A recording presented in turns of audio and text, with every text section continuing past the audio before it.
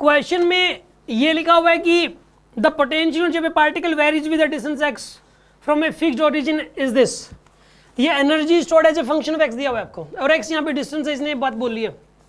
u यहाँ पे energy stored है और x यहाँ पे डिस्टेंस है, u यहाँ पर एनर्जी है, ये बात इसने बोली है, और x यहाँ पे जो है ना वो डिस्टेंस है, ये बात भी इसने बोल दी। अब इसने पूछा ये है कि डायमेंशंस ऑफ ए बी की डायमेंशन आपसे पूछी है।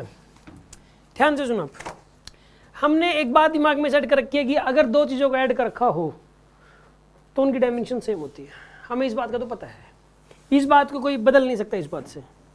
अगर हमने किन्हीं दो चीज़ों को ऐड कर रखा है या सब्ट्रैक्ट कर रखा हो तो उनकी डायमेंशन क्या होती है, सेम। इसमें x और b को ऐड कर रखा है, देखो आप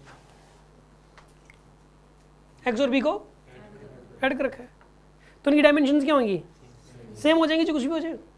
और ऐड होने के बाद जो आंसर आएगा उसकी डायमेंशन भी वही होगी जो उन दोनों की इंडिविजुअली थी। देखो x की डायमेंशन यहाँ पे क्या है, l। सर ये पूरा लेकिन लिख तो रखा है इसके डिनोमिनेटर में, आपको उससे क्या मतलब, आपको कहीं लिख रखा हो, चाहे पूरा चाहे न्यूमिनेटर में लिख रखा हो, चाहे पूरा डिनोमिनेटर में, चाहे ब्रैकेट के अंदर लिख रखा हो, यहाँ पर जो x की डायमेंशन l है तो b की डायमेंशन भी क्या हो जाएगी, l। x की डायमेंशन l है तो b की डायमेंशन भी क्या हो जाएगी, यहाँ पे l हो जाएगी, b की डायमेंशन भी, x की l तो b की भी l, और इनको ऐड करने के बाद भी क्या आएगी, l ही आएगी डायमेंशन। मतलब इस पूरे की भी l है, l plus l two l मत बोल देना आप, l plus l equal to l होता है। तो यहाँ पे energy stored is equals to a, इसकी क्या आएगी, x की पावर 1/2, तो यहाँ पे क्या आएगा, ये l की पावर, इस नीचे पूरे वाले की कितनी आएगी, पूरे की l आएगी, इस पूरे की l आएगी। अच्छा इसको सोल्व कर लो, अब एनर्जी स्टोर्ड क्या आ जाएगी, एनर्जी स्टोर्ड, देखो एनर्जी स्टोर्ड की तुम्हें पता ही है क्या होती है, बताइए, ml2, एनर्जी की याद कर लो आप, ml2t-2 बार बार यूज होती है। तो a इसको ऊपर ले जाओ आप, l की पावर -1/2, इसको इधर ले जाओ आप, ml2t-2, l की पावर इधर लेके जाओगे प्लस का 1/2 हो जाएगा इक्वल्स टू a, तो m l की पावर 3/2 t-2 आएगा आपके पास, ये आएगा आपके पास, a की डायमेंशन आ गई। क्या कह रहे हो, ये नीचे वाला l तो ऊपर चला गया, ये l की पावर 1 था, l की पावर 1 ऊपर गया तो l की पावर -1 हो गया, और -1 और ये प्लस का 1/2 है तो माइनस का 1/2 बच गया, देखो ये लिख रखा है, समझ में आ गया।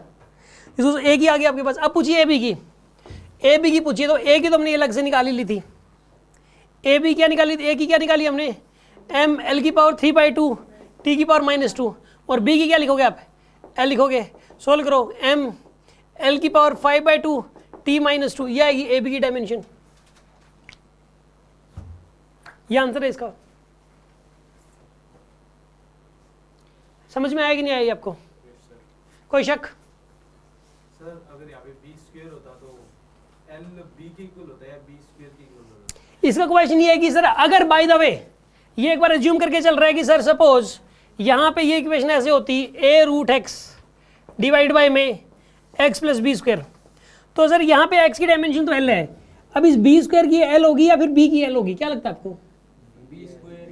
b स्क्वायर की l होगी, क्योंकि x और b को ऐड नहीं कर रखा है इसमें, x और b स्क्वायर को ऐड कर रखा है, x और b को ऐड नहीं कर रखा है, x और b स्क्वायर को ऐड कर रखा है, इसलिए x की जो डायमेंशन होगी b स्क्वायर की भी वही होगी। तो यहाँ पे b स्क्वायर की डायमेंशन l होगी ऐसे केस में, और b की फिर क्या हो जाएगी, l की पावर 1/2, अगर एक ऐसा केस मान के चलते हो तो। अब समझ में आ गया आपको? यस, किसी के मन में कोई डाउट?